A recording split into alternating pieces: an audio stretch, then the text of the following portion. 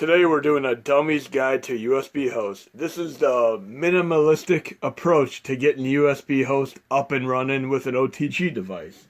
For starters, you're going to need two things. And I'm going to go to my core set. Today's core set 1228. In my KM Extras folder, USB host folder, there's a picture of the type of device that I would most recommend you have.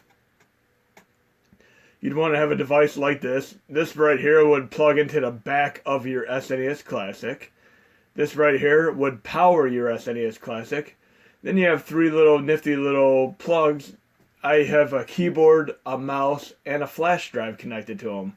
And this specific type of OTG device has a charge switch and an OTG switch. I have it forced into OTG mode permanently since USB host is forced host mode. So just remember that. That's the type that I would most recommend getting. You'll have the best results with this. Now moving on, we're going to go into the hash key that we need, and it's in this core set here.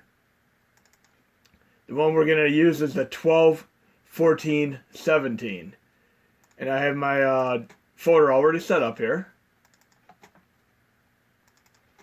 12, 14. In the dump folder, you're going to copy your kernel and or kernel SNES images from when you originally dumped your NES Classic and SNES Classic using Hashi 2. If I go to my Hashi 2 directory, it'll go right into the dump folder, just like so. So you want to copy those into your dump folder for a USB host. Now, I did a from scratch video before, but you do not have to do it from scratch. I was just doing it as an example. Anyways, if you did do it from scratch, you would basically uninstall, and you do not need to flash the original kernel unless you get an unpack RAM disk error when you're trying to flash custom kernel. So basically, if you're already going on Hashi 2, you could just go right to Hashi 1 and you're good to go. But I'm going to open up this USB host and show you how to do it. And I have a little bit of a word association that I previously did here, and I have a few notes here for this video. We have SDUFRM, which is seriously don't you effing remember me. So keep that in mind there. The S for seriously would refer to the stock kernel, which we already did, and we copied those into the dump folder. And of course, you're going to have to put your system into FEL mode, which is the recovery mode. In order to do that, you're going to have to power on and hold reset at the same time simultaneously for a few seconds. And it'll kick right into that mode. In my case, I get a little ding on my computer signifying that. Then we're going to open up the note here. We did this seriously. Now we're going to do don't you effing remember me. So right here, make this easy. Don't would be for dump kernel. So we're going to dump the kernel now.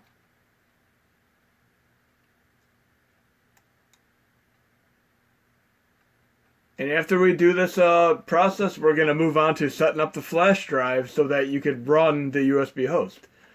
And many of you have been having the same problems, and we're going to go over all those problems today, and you should be good to go. So we're dumping the kernel right now.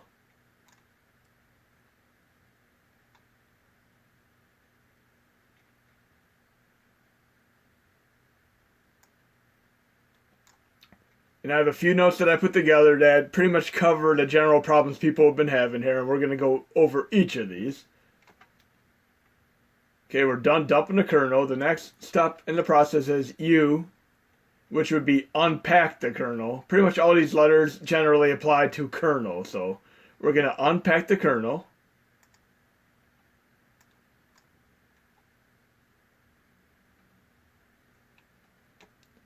And after we unpack the kernel, we have the FN, which would be flash the kernel. And for those of you that are updating, generally you could do this process again and you're fine.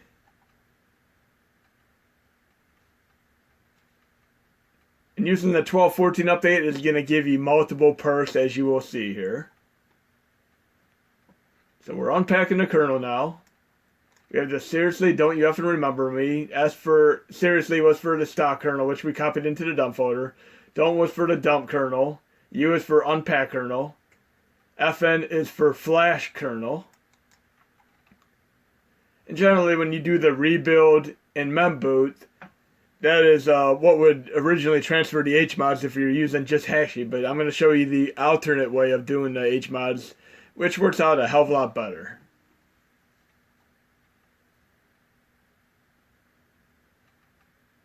And it really isn't an inordinate amount of time to do this process. It generally goes really quick as long as you have a general idea of what you're doing.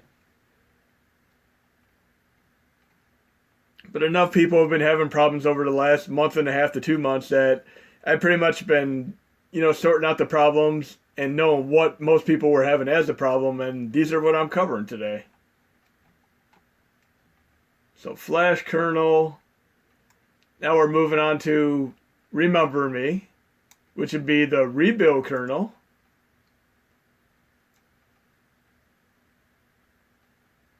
And then finally memboot.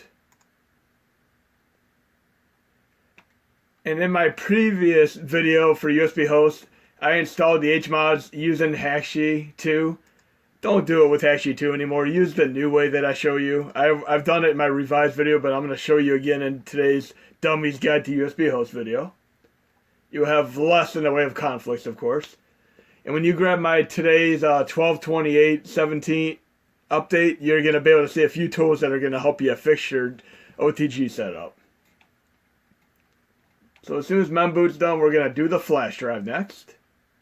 We're going to go through these rules here on here. Memboot's almost done. I have this doc here. Number one rule is do not do too much at one time. Everybody who's doing OTG tends to be like, I want my full SNES set, I want my full Genesis set, I just want to go overboard and have anything and everything but the kitchen sink. Don't do that. Just get OTG going, get USB host going, do a few test games, and just increase as you go on. I mean, just do a little bit at a time. Simplicity is definitely best. Now we're going to open up my flash drive here.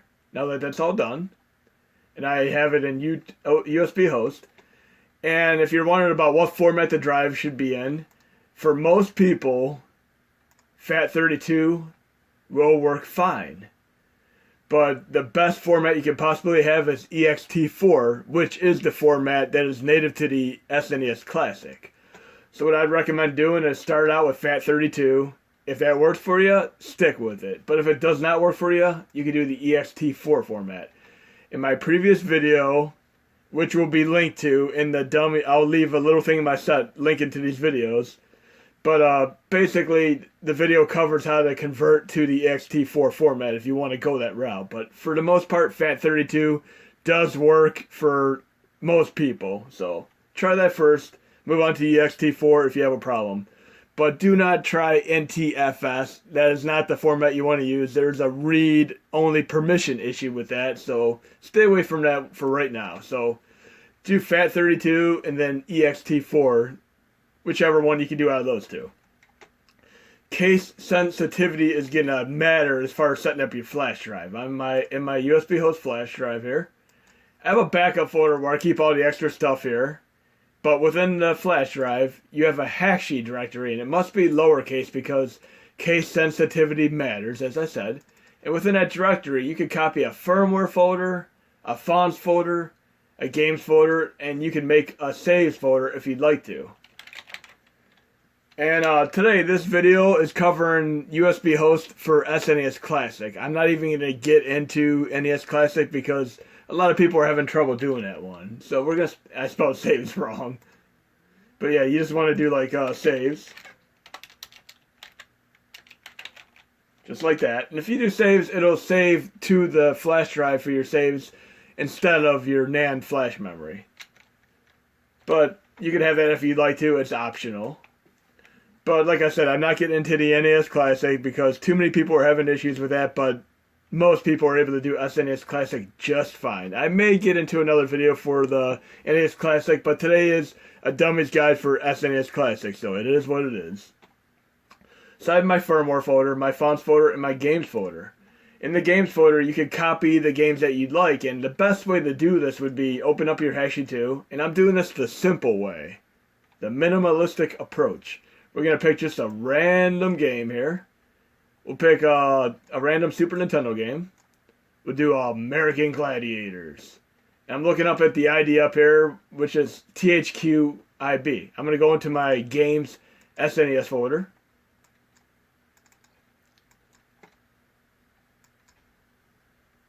And I'm going to search for that ID. So THQIB. And I'm going to copy that over right to my games folder. And you do not want to have more than 60 of these folders at a time. And within the same folder, you have these 60 or so that are going to run through the main user interface. And there's going to be a couple of tweaks you need to do to get these to run properly. But you could also make a dummy folder, and this is how I did it. I did an _dummy, and within this folder, I copied all my ROMs and ISOs just directly. So I have the full MAME set right here, good to go. And I'm going to show you how to run these using the dummy folder in this video, but this is my backup dummy method. You can only save with games that do SRAM saves using the dummy folder. Anything that is a suspend state will not function if you're using a dummy folder. So I would recommend keeping your main 60 games that you would like to save with suspend states in this main Hashi games directory. And anything that you're not concerned about saving or that can save with SRAM saves, do it in your dummy folder. Moving on, fonts. You can copy the fonts that you'd like to have in there, and you're going to need certain HMODs installed in order to do this. And this is the next step of the process. Once you're completely done with this USB hosting, I'm going to go into my course set again. Just open a ton of folders here. And I have these properly designated here. The ones that are dedicated to USB host. There's two that relate to font fixing. You only need to use one of them. I'd recommend using the DTM font remount, because if you use this font remount, you could have a fonts folder, and within that fonts folder, you can copy the font you want. Now I'm going to do this right now. I'm going to open up my course set yet again and go to where I have the designated fonts. So I have my fonts folder in my USB host folder. And I can take any of these fonts and just copy them right into here. I'm going to do the Comic New. I'm going to extract the Comic New, go into that folder, and just copy this title font like so. So by having that remount HMOD that I showed you, I'm not going to need that anymore, obviously.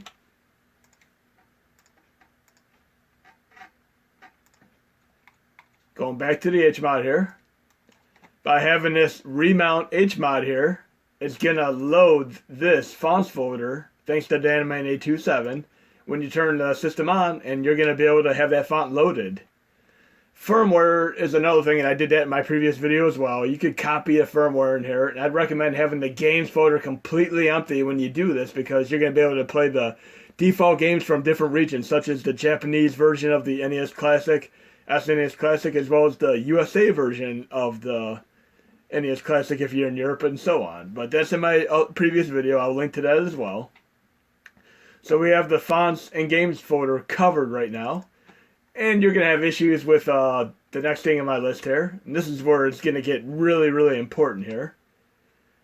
For starters, we do not want to compress CD-based games at all. If you go into Hashi, there's this little option here, Settings, Compress Games when added. If you're adding PlayStation 1 games, Sega Saturn games, and so on, anything that is CD-based, do not have this option enabled. But even if you have it enabled, you can right-click on the game and uncompress it afterwards. But no CD-based game should be compressed at all.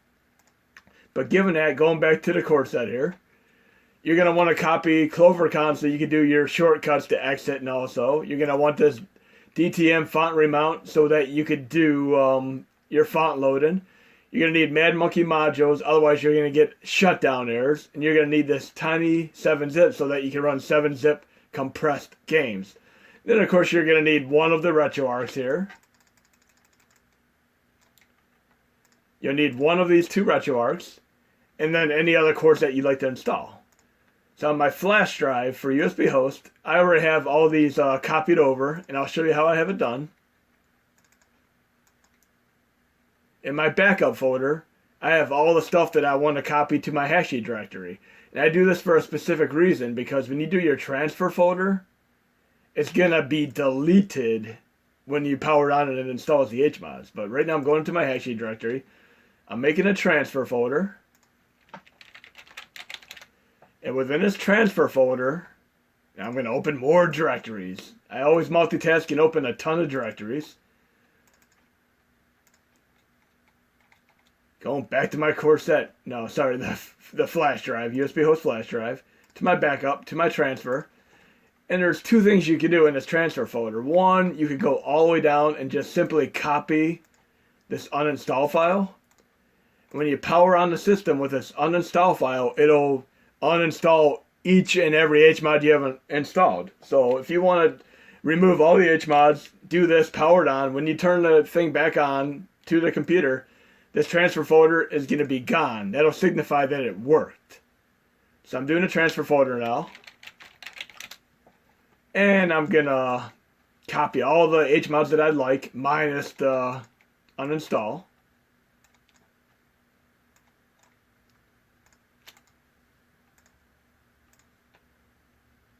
And they're going right to the transfer folder. So when I power this on, I'm going to get a double splash screen, and then I'm going to have the HMODs installed. And if you're doing the HMODs typically on the SNES Classic, NES Classic, you're limited to doing 60 megabyte of HMODs at a time. But using the transfer method on your flash drive, you can do up to the max capacity that your NAND flash memory contains on your NES Classic, SNES Classic. And that'd be roughly 250 megabytes total on your SNES Classic. You do not need to go overboard though. Just install what you really want to use. But that's all said and done. Now here's the thing that many people are having trouble with. Special characters. Right here, special characters are your enemy. And I have this nifty thing that I'm going to include in today's set, of course. I'm going through these. I'm going to look at the most recently modified ones here. I'm going to go into each of these here. For instance, I have SOS, USA. I'm going to remove these special characters, but watch what I do. I'm going to just remove these parentheses. That's removed. I'm going to go inside it using 7-zip. And I'm going to do the exact same thing inside. And whatever's inside does not pertain to the desktop file. This is an entirely different thing. Hashy does not read the inside of these files. So basically, you want to remove these special characters, make a matchup. So I have the special characters removed from both of these. And what's included in my set today is this nifty tool called Notepad++. I'm going to open up the desktop file, edit with Notepad++. And there's a couple things you can do here. I'm going to go in here and I'm going to change this exec path name and remove the parentheses completely here. And also, right here where it says, it's not in this one exactly, but I'll show you in another one, which is a better example. But I removed that and I'm going to save it. So I officially have special characters removed. And by having Tiny7-zip installed, I can run these games. So SOS is okay, and that's running with the Canoe emulator. And special characters matter in 90% of cases, so I would just get rid of them just to be on the safe side. That's an arcade game, that one's okay. That's an arcade game, okay. I'm going through some of the ones that I just added here. I already fixed 3 Ninjas Kickback.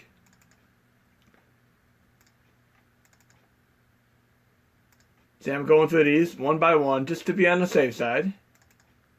See if I find any other anomalies.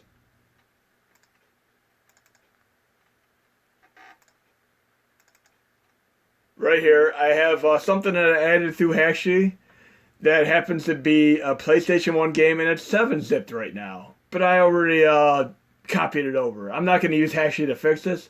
I'm just going to simply extract it right here. And after I extract it, I'm going to fix the desktop file and the name. So for the most part, you can fix all of these using 7-zip and Notepad++ manually. You just have to know the distinction between dual Canoe, which is, I'll show you that too, of course. But I'm getting rid of this 7-zip file here. That eboot PBP file. I'm going to edit it with Notepad. And I'm going to change that to PBP.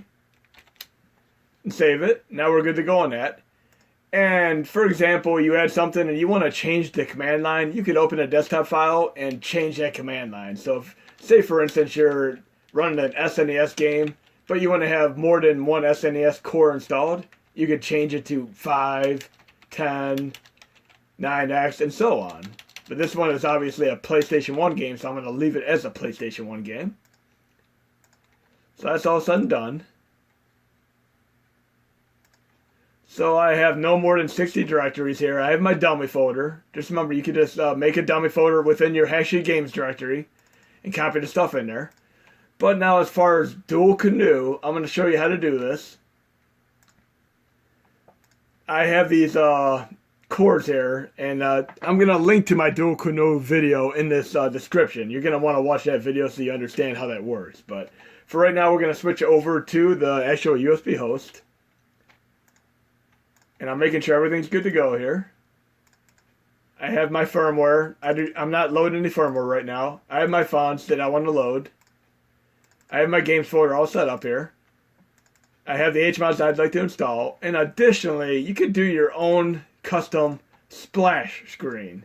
So I'm going into my thing again. Let's see, I have a ton of folders open up now. Going into my update yet again.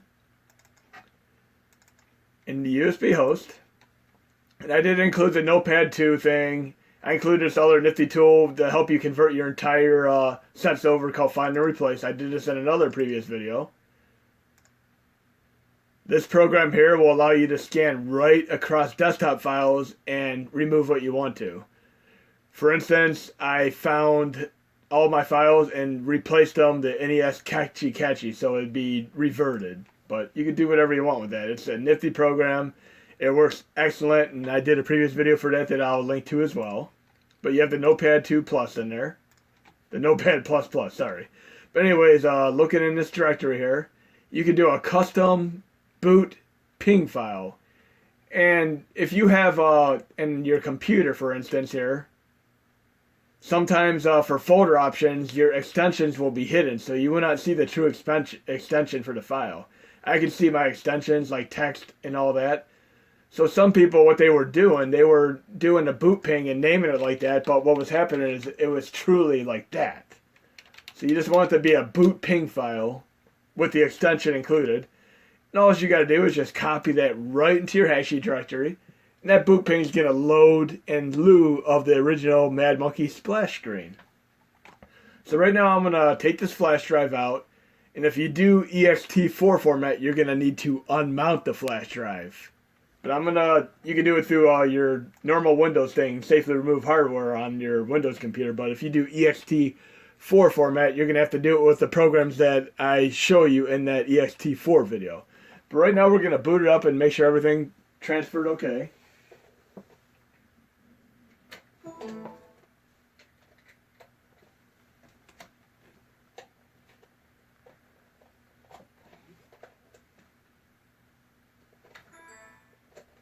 I'm powering on the system right now.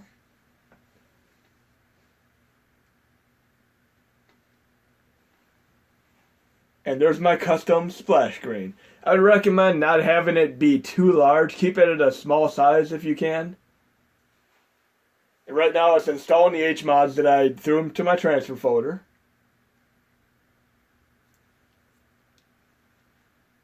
And I use my Notepad++ in conjunction with 7-zip to be able to fix my broken files, such as the SNES games. Now we should get the proper boot and be able to play these games if I did everything correctly. There's my second splash screen, as I mentioned. You'll get a double splash screen. Okay, I have my font, as you can see it plainly loaded. And one of the games I fixed was this. I'm loading that with Canoe, so I cannot use my RetroArch option since it loaded with Canoe. So we're good on that one. Another thing I'd recommend is if you go into your settings, options, if you get C8 crashes, turn your classic demo and your My Gameplay demo off. That'll keep you from getting C8 crashes when it auto-loads some games. But I have less than 60 games here. And in my core set, I included a RetroArch icon. You can add this as a game within your Hashi 2 and just copy it over. But right now I'm loading this RetroArch option. I'm going to go to load core, and I'm going to load, I can pick any of these cores that I'd like to load. I'm going to load my Arcade MAME 2003 core. And then I'm going to go to load content. This is going to be how you do your dummy folder. Start directory, dummy folder, MAME, and I'm able to load whichever game I want through here. And the nice thing about this is all the parent and child files and the BIOS are all in the same directory, so they will all work in conjunction with one another, and I'll be fine. I'm going to load 3 Wonders, just as a test game. Load archive, current core, MAME 2003. And I'm good to go on MAME 2003. Additionally, if you do not have that RetroArch icon installed, you could do this. You could go back to quick menu. You could go to load core, and you could pick a core right from another core, if you'd like to. So right now I'm going to do, we'll do PCE CD, for instance. And I have that core open now. And I can do the same thing, load content. Well, I'll do a different core here. Let's do PC98. Load content, start directory, dummy. PC98, and I just loaded a PC98 game using the start directory dummy method. And I showed you this in my previous video. So we're good to go on this. And we're going to look at a couple other games here. So basically, if you load a game and it doesn't properly load, you can use your 7-zip and Notepad 2++ to fix it.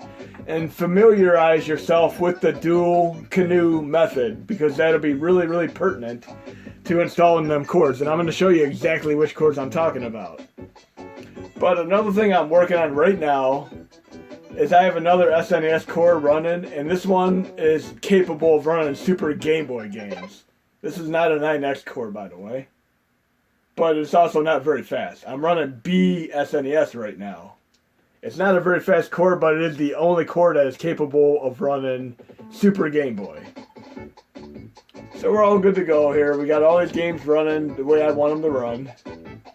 And the other thing that's nifty about USB host is running MSX, which is a computer. I can use the full keyboard and such. And I have several cores in my set that are devoted to using the real keyboard. So I can load Metal Gear and Metal Gear 2 for MSX and use the keyboard now. I could use Vice Core and use Commodore 64 with that. I could do it with PC98 and so on. But I'm going to move on to showing you the chords that you need installed to do this.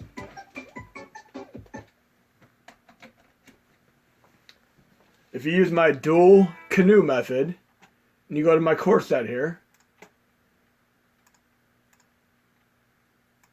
there are 2 sets of SNES cores.